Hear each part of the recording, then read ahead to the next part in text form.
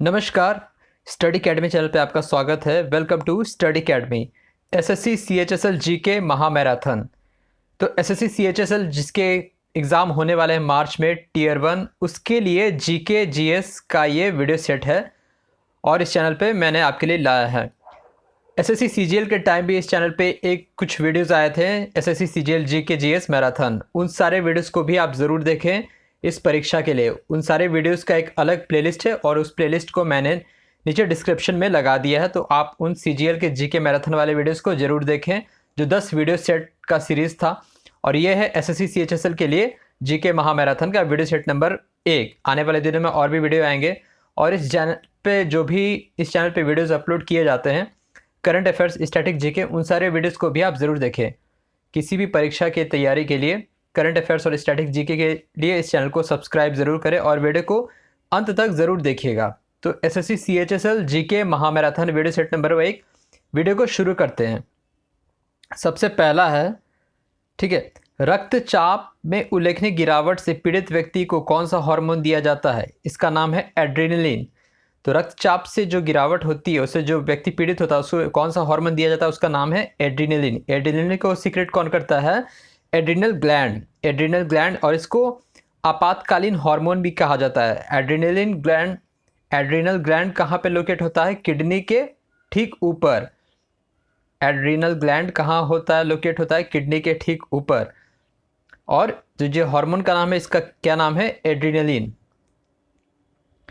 अगला सवाल है, श्रीलंका और भारत को अलग करता है कौन सा समुद्र के संकीर्ण चैनल द्वारा? तो श्रीलंका और भारत को कौन सा ये अलग करता है चैनल? इसका नाम है पाक जलडमरू मध्य और मन्नार की खाड़ी, यानी कि पाक स्ट्रेट और मन्नार की खाड़ी दोनों भारत को श्रीलंका से अलग करता है। मन्नार की खाड़ी हिंद महासागर में है और एडम ब्रिज, जिसको राम सेतु भी कहा जाता है, 50 किलोमीटर लंबा है। तो पाक जलडमरू को मन्नार की खाड़ी से जोड़ता है और इसी दोनों की वजह से, मतलब यही दोनों भारत को श्रीलंका से अलग करता है, पाक जलडमरू मध्य और मन्नार की खाड़ी। तीसरा सवाल है, विश्व आर्द्रभूमि दिवस कब मनाया जाता है? यानी कि वर्ल्ड वेटलैंड्स डे 2 फरवरी को मनाया जाता है और 2 फरवरी 1971 को ही ईरान के रामसर में इसका कन्वेंशन मीटिंग हुआ था कि 2 फरवरी को आर्द्रभूमि यानी कि वर्ल्ड वेटलैंड्स डे हर साल मनाया जाएगा। इस बार का थीम क्या था? It's time for wetlands restoration. It's time for wetlands restoration. Wetlands जो भारत में अभी कितने रामसर साइट है? रामसर साइट है भारत में कुल अभी 75। इंडिया में कुल अभी 75 रामसर साइट्स है भारत में कुल टोटल। अगला है, बैंगनी प्रकाश के तरंग दैर्घ्य का रेंज क्या है? यानी कि वायलेट का यानी कि बैंगनी प्रकाश के तरंग दैर्घ्य का रेंज है 380 से 450 nm नैनोमीटर।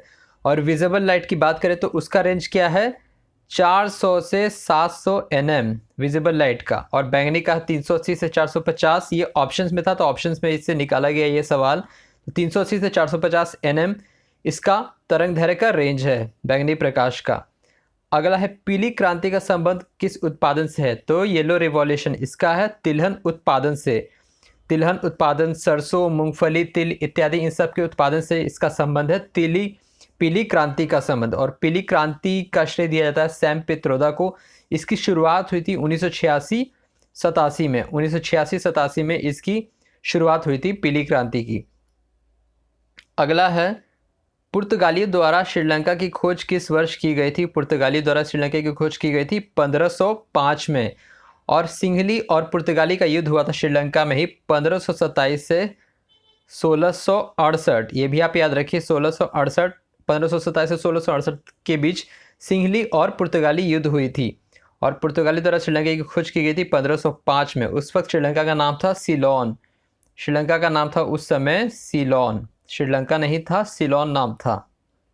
अगला है, संविधान के किस अनुच्छेद में मौलिक कर्तव्य संबंधित प्रावधान है? तो किस अनुच्छेद में मौलिक कर्तव्य का प्रावधान है? अनुच्छेद 51A। अनुच्छेद 51 मौलिक कर्तव्य को संविधान के भाग 4A में रखा गया है। ठीक है, ये आप याद रखिएगा, मौलिक कर्तव्य को, फंडामेंटल ड्यूटीज़ को भाग 4A में रखा गया। और 1976 के 42वें संशोधन अधिनियम के तहत 1976 के 42वें संशोधन अधिनियम में 10 मौलिक कर्तव्य को जोड़ा गया था। फिर उसके बाद 86वां संशोधन हुआ 2002 में। उसके बाद 11वें को मतलब 11वां जो है मौलिक कर्तव्य उसे जोड़ा गया, तो कुल अभी 11 मौलिक कर्तव्य यानी कि फंडामेंटल ड्यूटीज। अगला है, दुनिया का सबसे बड़ा नदी द्वीप माजुली किस नदी पर स्थित है? तो माजुली जो रिवर आइलैंड एरिया है वो है ब्रह्मपुत्र में। माजुली जो कि असम के जोरहट जिले के उत्तर भाग में है। तो ब्रह्मपुत्र नदी पे दुनिया का सबसे बड़ा रिवर आइलैंड है, मजुली इसका नाम है। और ब्रह्मपुत्र नदी की बात करें तो ये तिब्बत से भारत और बांग्लादेश होकर गुजरती है और अरुणाचल प्रदेश से ही भारत में ये प्रवेश करती है ब्रह्मपुत्र नदी।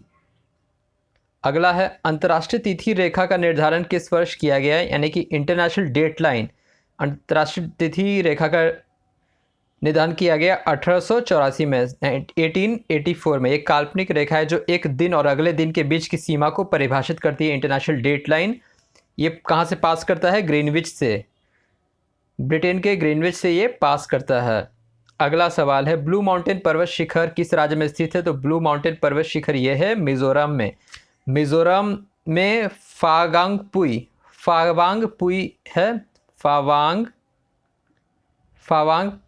फावांगपुई एक पर्वत चोटी है जिसको ब्लू माउंटेन के नाम से जाना जाता है और लोसाई हिल्स के सबसे ऊंचा पर्वत है ये। फावांगपुई लोसाई हिल्स का सबसे ऊंचा पर्वत है और इसी को कहा जाता है ब्लू माउंटेन पर्वत शिखर, मिजोरम में। अगला है, राष्ट्रमंडल खेल में भारत महिला लॉन बॉल्स फाइनल में किस टीम को हराकर स्वर्ण पदक जीता था? राष्ट्रमंडल खेल जो हुआ था कॉमनवेल्थ गेम्स, तो कॉमनवेल्थ गेम्स जो कि हुआ था बर्मिंघम में, तो दक्षिण अफ्रीका को हराया था भारतीय महिला की टीम ने और जीता था लॉन बॉल्स फाइनल में स्वर्ण पदक। ठीक है, ये आप याद रखिएगा। अगला है, क्योटो प्रोटोकॉल का संबंध किस विषय से है? क्योटो प्रोटोकॉल का संबंध है ग्लोबल वार्मिंग से। कब ये हुआ था समझौता? 1997 में। UNFCCC, United nation framework of climate change का अंतर्राष्ट्रीय समझौता हुआ था 1997 में जापान के क्योटो में और अपनाया गया था। इसको लागू कब किया गया था?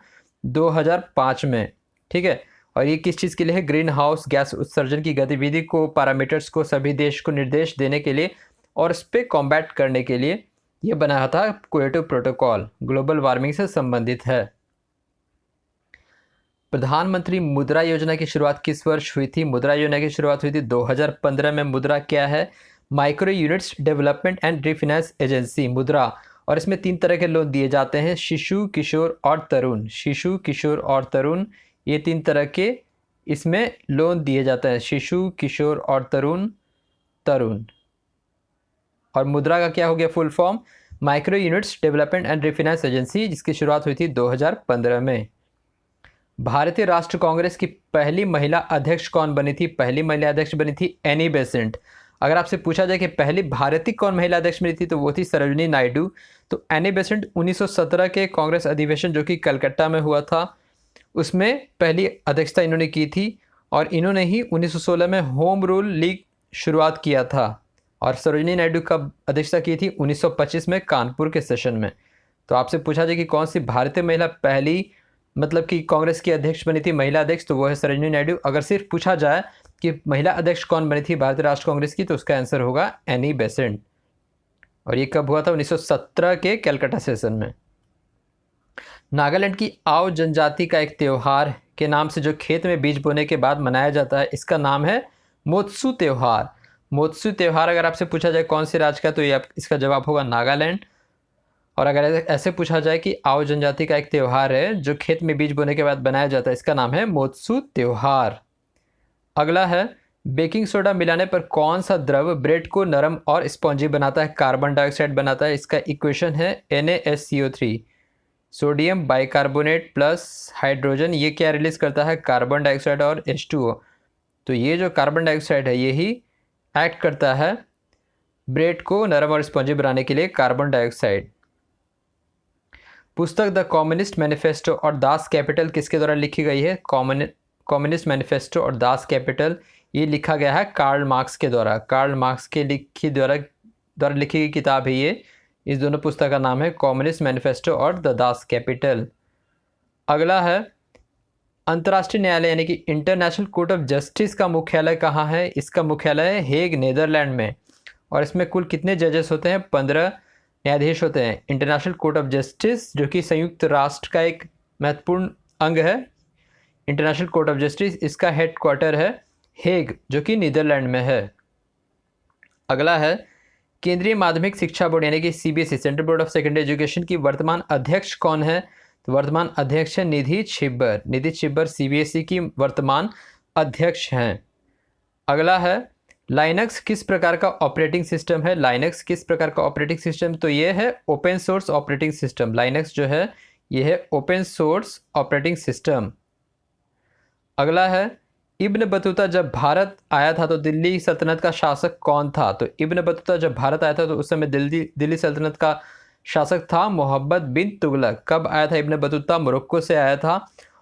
और मोहम्मद बिन तुगलक का शासनकाल क्या था? 1333 से 1347। 1333 से 1347 तक था मोहम्मद बिन तुगलक का शासनकाल।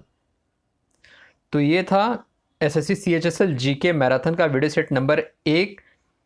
और सीजीएल का जो जीके मैराथन वीडियो सेट जो 10 वीडियो का सेट सीरीज़ है उस प्लेलिस्ट की वीडियोस को आप ज़रूर देखें। और ये भी आने वाले दिनों में और भी वीडियोस आपके लिए लाए जाएंगे। तो वीडियो को एंड तक देखने के लिए आपका धन्यवाद। Thank you.